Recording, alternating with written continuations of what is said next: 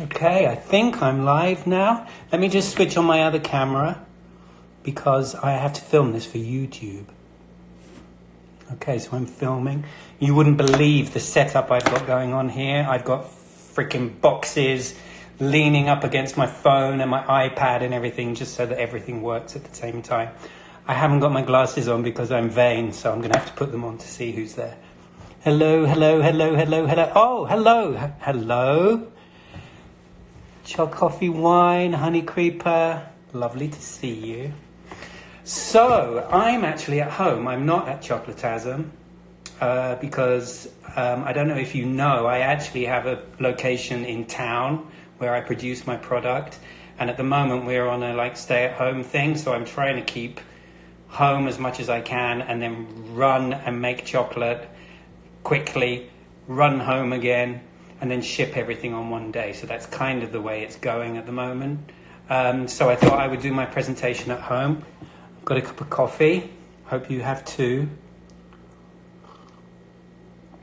So I'm not sure how much of the 45 years I can cram into this 20-minute, half-hour chat, because I worked it out and it was 45 years ago was the first time I made something with chocolate.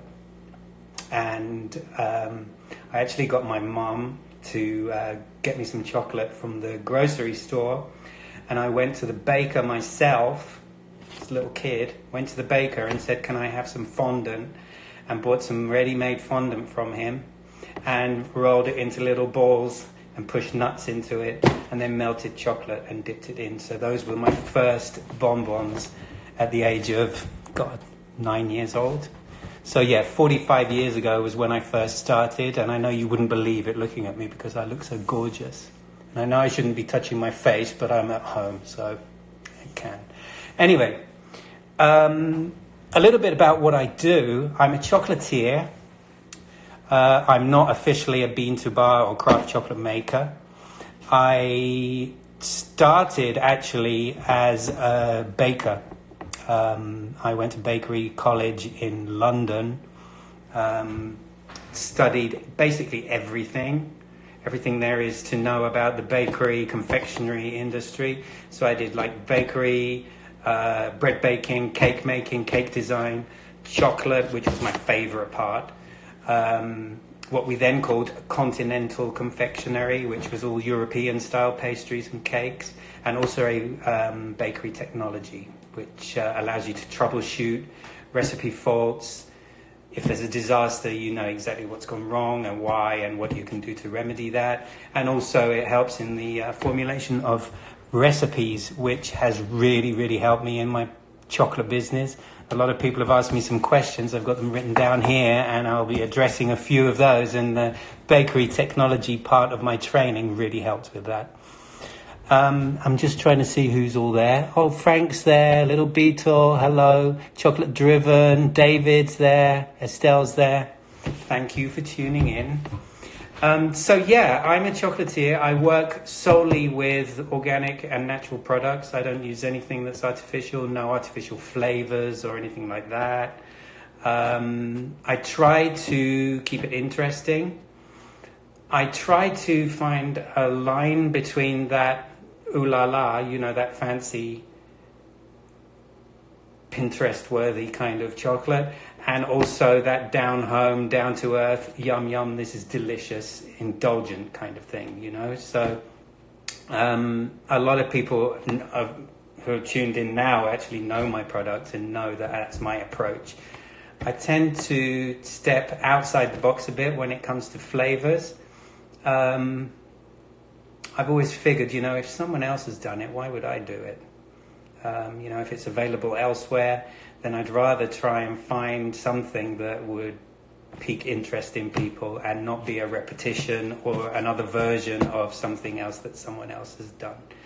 So yeah, I'm a bit, in my Dutch language, eigenzinnig is the word, which means I have my way and that's it. So I do get a lot of inspiration from my colleagues out there, which is very important, I think. I think it's a really good job that we keep each other, not competitive, but we keep each other inspired. That you see what someone else is doing, and that is the motivation for you to do better. I think that's very important. Otherwise, you tend to stagnate. And I find that I've always said to people, if you don't like what you're doing, then I think it's probably time to do something else. And luckily for me, and luckily for you, I really love to do what I do. So yeah, I am very limited at the moment with the whole freaking corona pandemic going on. I'm very limited in what I can produce, and I did want to be able to present you with a huge selection of things to look at. But as I said, due to the limitations in this time, I've had to kind of hone my assortment down into a few of my most popular products. And I am producing on a limited basis, and I'm also shipping once a week, just to avoid contact, you know. I mean, this whole social distancing makes you rethink how you do things. Instead of running back and forward to town and running back and forward to ship things, I'm trying to kind of condense everything into one trip. So I did want to take this opportunity just to show you a few bits and pieces. I do have my most popular flavors. I don't know if you can see that. This one's filming, and you can't see it on YouTube, I'm afraid. There you go. But this one you can see it, okay? So these are my most favorite flavors of my bonbons, and I would also like to take this opportunity to tell some of you out there who aren't in the business the difference between truffles and bonbons. Okay, so this is a truffle, and this is a truffle.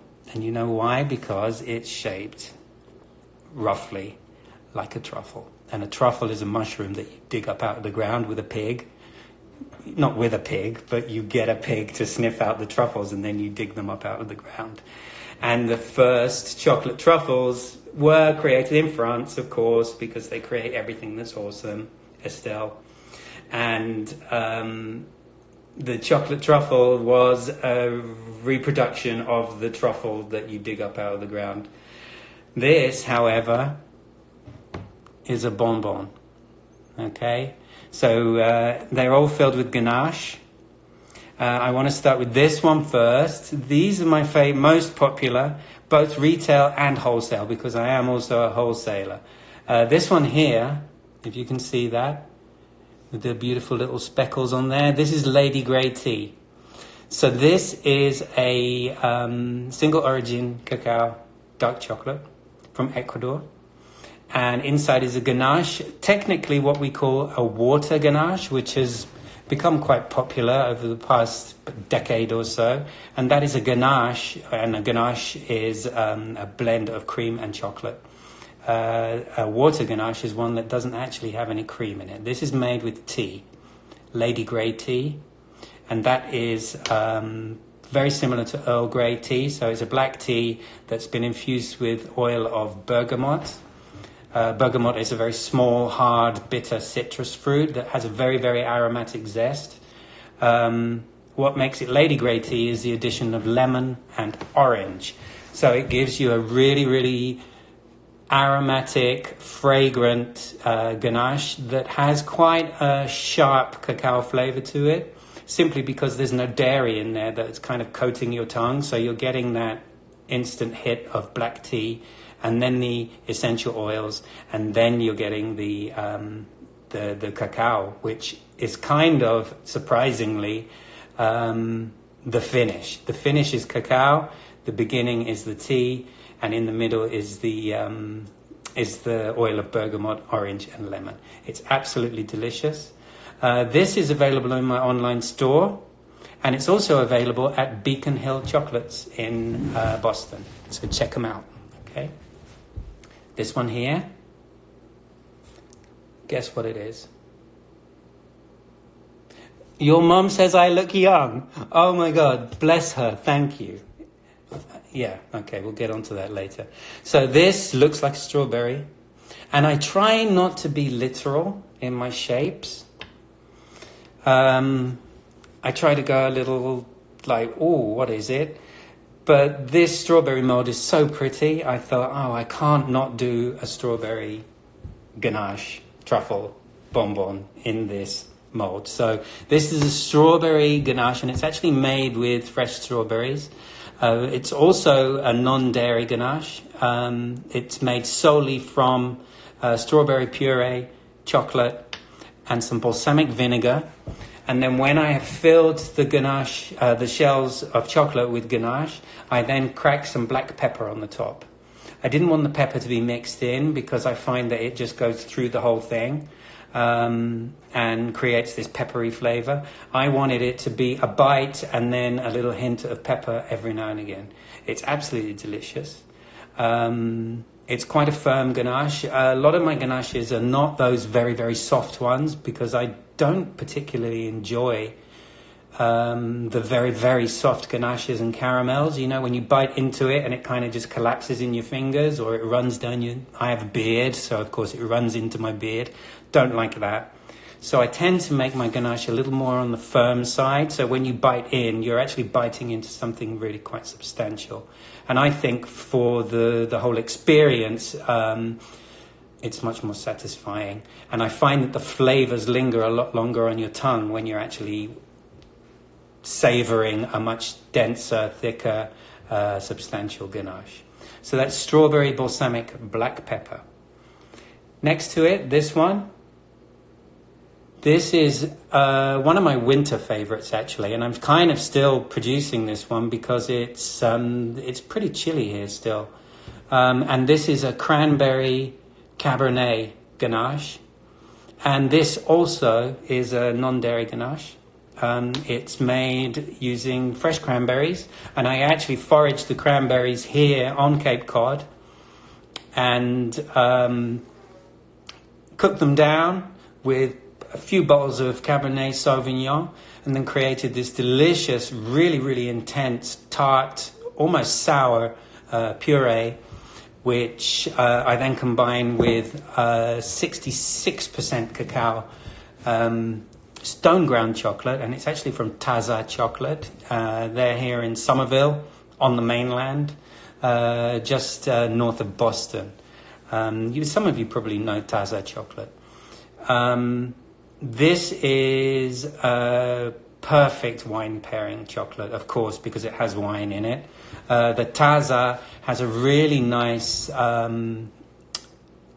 fermented flavor to it. You can really, really taste the fermentation of the cacao. I'll go a little more into what fermentation means for chocolate for those who are not in the chocolate business. I do also have here on my list a few questions about how it's made, that kind of thing. Next to that, my absolute number one favorite, not always my number one favorite, but the moment I started using this mold and coloring it this color, it went crazy. Everyone was like, oh my God, I need the Game of Dragons or the Game of Thrones dragon chocolate. So this is a very small bonbon, and it needs to be small because it is a really, really intense flavor. This is actually made with apples. Once again, a non-dairy ganache, no cream, no milk, no butter. It's made with concentrated heirloom apple juice.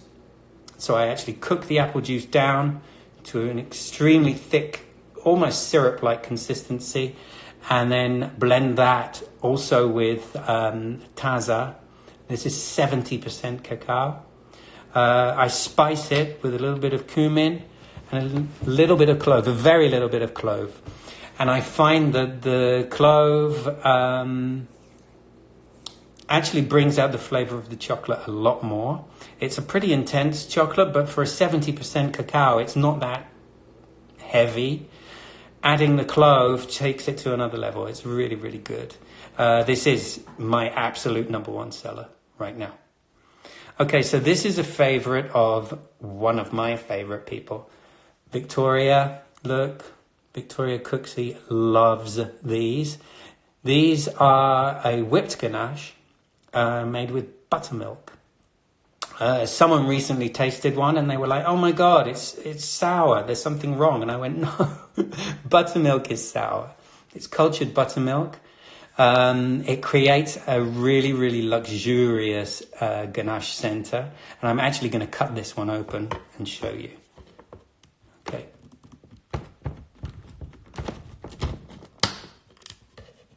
See, look at the inside there.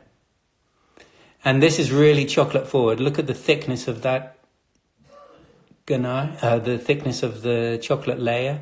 One or two people said, oh, wow, you know, the chocolate's too thick. And I'm like, no, that's the intention. It's supposed to be that thick. It's a dessert bonbon. I mean, this you could put on a plate and serve it as a dessert for someone.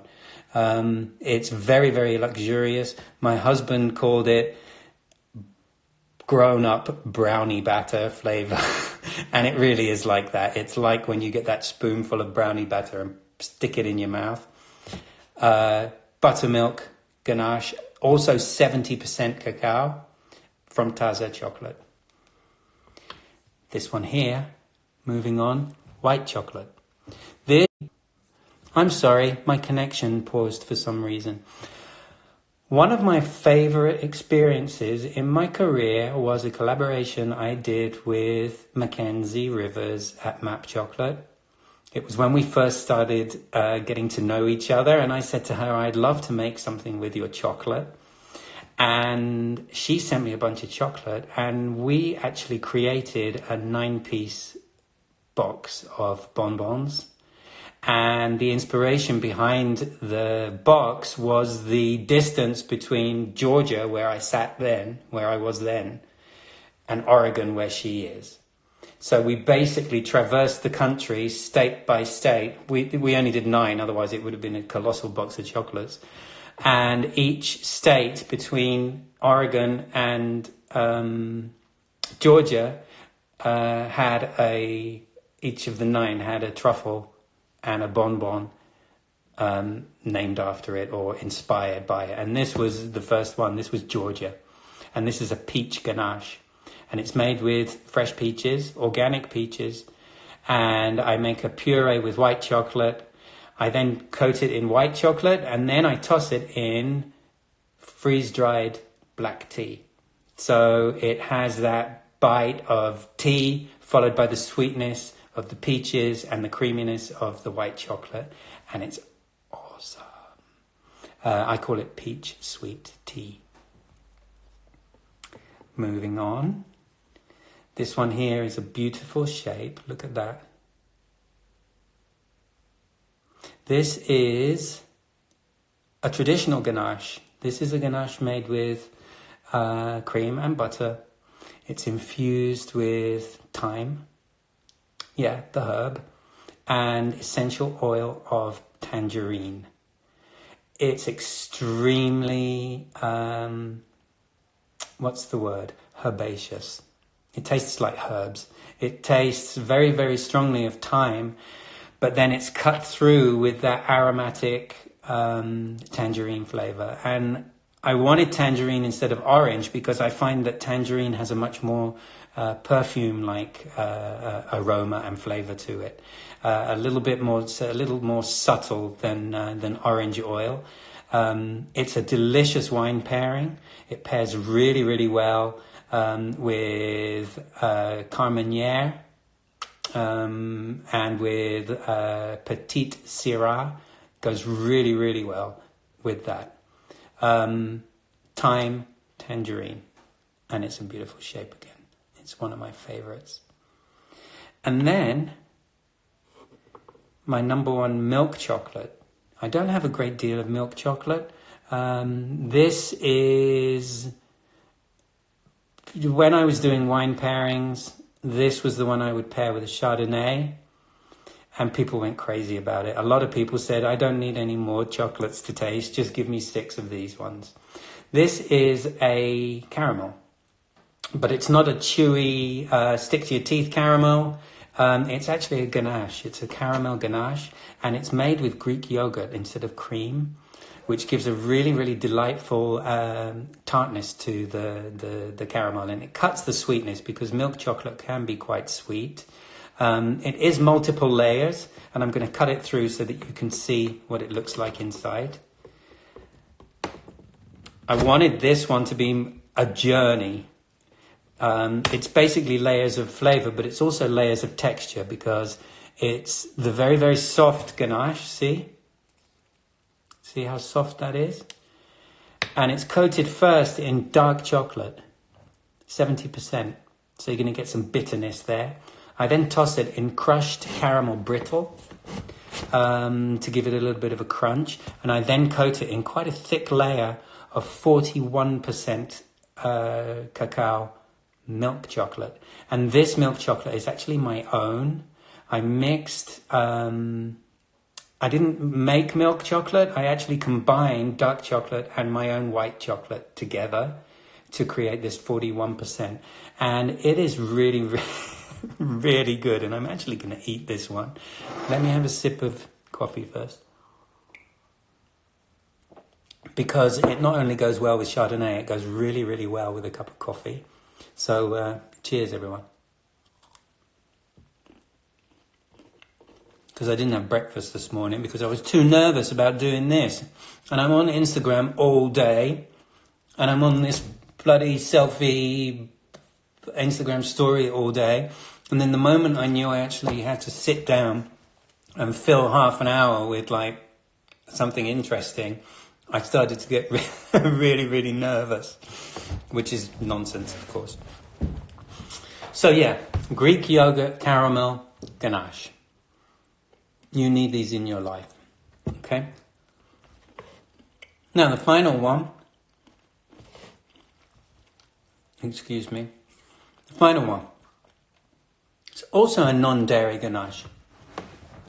I don't know if you've noticed that there's a theme going on here. I'm vegan myself, and a lot of people, when they discovered that I had a few vegan chocolates, became absolute regular customers of mine. So I kind of broadened my vegan selection, which is why there are so many non-dairy ganaches in here. This is the last one I'm going to show you right now. This is a 66% from Taza. Inside is a non-dairy ganache, and it's made with black coffee. Really, really strong. It's almost like a little mini shot of espresso in each one. And I've added a little bit of essential oil of lemon. And coffee and lemon go together really, really well. If you haven't tried it, do try it. It's quite a tradition in, I believe it's in Sicily, to order an espresso and they'll put a little strip of lemon zest on the edge of the cup or on the saucer. Have I got that on me? Yeah. And lemon and coffee go together really, really well. So black coffee, essential oil of lemon, and it's a 66% cacao, stone ground couverture from Taza chocolate. It's absolutely delicious also. So all of these chocolates I showed you here are available now, and I can actually ship them now. I do have another few bits and pieces, but I wanted to answer a few of the questions I have here, and I wanted to tell you a little bit more about Chocolatasm. I started off a bit hurried because I was nervous, and now I'm not, so now I can relax and actually talk to you like a normal human being. So yeah, Chocolatasm. I actually started Chocolatasm after saying 5 years previous that I was done with chocolate and I was never ever going to make chocolate again. My career in chocolate actually started in 1999 in Amsterdam, which is where I'm from. I am British born, but I'm actually a Dutch citizen, and my accent belies the fact that I actually think and dream in Dutch. My first chocolatier experience was for working for a company in Amsterdam that some of you may have heard of called Puccini Bomboni. It is quite renowned in the Netherlands, so much so that there's actually a business method that's named after it. It's called the Puccini method, and it's a way of working things out and producing them in an absolutely perfect manner, an efficient manner, which is quite interesting. So yeah, I was chocolatier at Puccini in Amsterdam for 7 years. I then decided that I was done with work and sold everything, packed everything up, and went traveling. My travels brought me to the Dutch Caribbean, and I actually lived on the island of St. Martin for a couple of years, and then hopped back and forth between St. Martin and the tiny island of Saba, where I actually became a private chef and a concierge for a luxury villa. And there I would treat my customers with delicious dinners and also delicious handmade chocolates on their pillows every evening.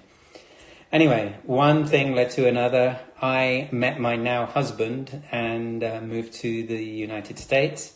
And I was like, well, what am I going to do now? And then I thought to myself, well, you know what you're going to do now. You're going to start a chocolate business.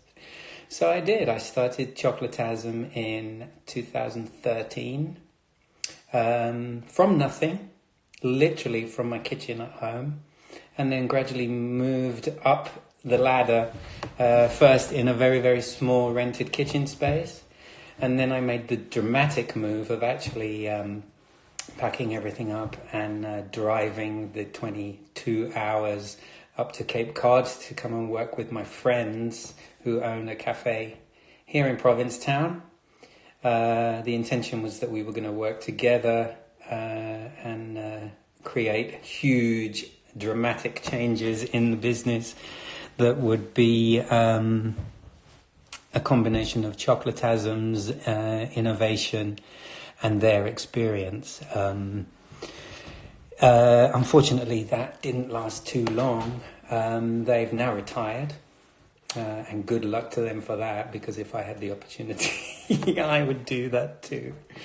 And now the business is actually in different hands, and we're negotiating now, working together. So that should be a lot of fun. Of course, the whole coronavirus thing has kind of thrown a spanner in the works for the time being. So I won't be doing any I won't be making any huge changes in my work situation for the time being. But yeah, so Chocolatasm has been around for 6 years now. And someone actually asked me on my question list, where do you see yourself in 4 years? Well, that's hard to say, to be honest, because I tend to live by the seat of my pants, so to speak. I tend to just go with the flow. So I don't have any huge plans for Chocolatasm. I'm kind of happy with the way things are going right now. Oliver of Prima Botanica had his spot this morning, and he actually said that he had found that happy medium, between work and actual living. And I've kind of found that happy medium too. I mean, lots of sales are always a good thing, but at the same time, it's nice to be able to sit back and enjoy the results of your hard work. So yeah, I don't know if I actually want to be a huge company. I'm kind of happy with the way things are now.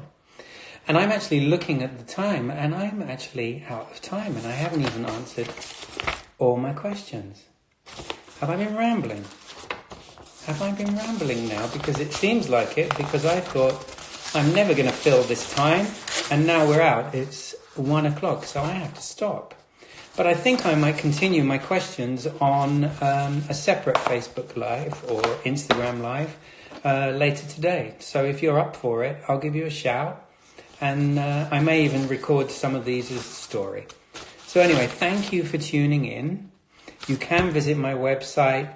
The link is in the bio. And there's actually a specific landing page that you can order from today. And I will ship on Monday. Okay, so thank you so much. I haven't had the chance to look at that because I was just rambling on. But I'm going to have a look at all your comments now. Thank you so much. This has been a lot of fun. Bye.